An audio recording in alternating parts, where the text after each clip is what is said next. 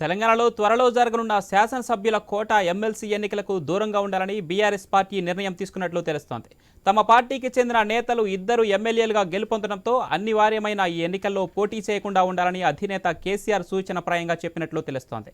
రాష్ట్రంలో ఎమ్మెల్సీలుగా ఉన్న పాడి కౌశిక్ రెడ్డి, కడియం శ్రీహరిలు ఇద్దరు శాసనసభ్యులుగా గెలుపొందిన నేపథ్యంలో ఖాళీ అయిన ఆ 2 స్థానాలకు జనవరి 29న ఎన్నికలు నిర్వహించాలని కేంద్ర ఎన్నికల సంఘం నోటిఫికేషన్ విడుదల చేసింది. దీంతో అధికారం కోల్పోయి 39 స్థానాలు కలిగిన బీఆర్ఎస్ పార్టీ ఖచ్చితంగా ఒక్క ఎమ్మెల్సీ ఖాయంగా కనిపిస్తుంది. అటు కాంగ్రెస్కు మరో స్థానం అనివార్యం.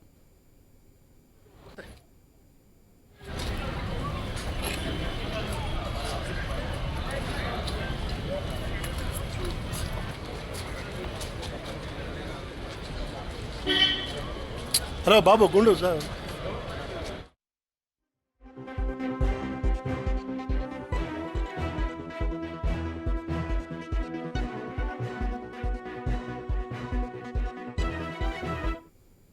ఇదిలా ఉంటే బీఆర్ఎస్ పార్టీ ఎన్నికలకు దూరంగా ఉండాలని నిర్ణయించుకున్నట్లు సమాచారం. ఇదే విషయాన్ని పార్టీ నేతలకు అధినేత కేసీఆర్ సూచనప్రాయంగా చెప్పినట్లు తెలుస్తోంది. తన నిర్ణయంపై సీనియర్ నేతల అభిప్రాయాలను తీసుకోవాలని ఆదేశించినట్లు పార్టీ నేతలు చెప్పారు. దీనికి కారణం ఏంటని వారంతా ఆరా తీస్తున్నారు.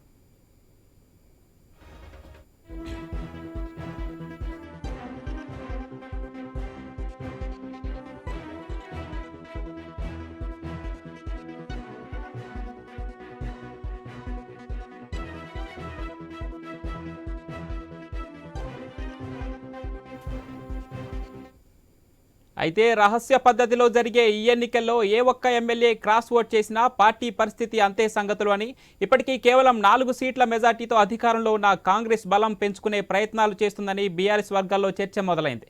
దీంతో ఎన్నికల సాకుతో ఎమ్మెల్యేలు చేజారిపోయే ప్రమాదం లేకపోలేదని, గతంలో ఉద్యమం తారాస్థాయిలో ఉన్నప్పుడే 3 ఎమ్మెల్యేలు అమ్ముడుపోయారని గుర్తు చేసుకున్నారని సమాచారం.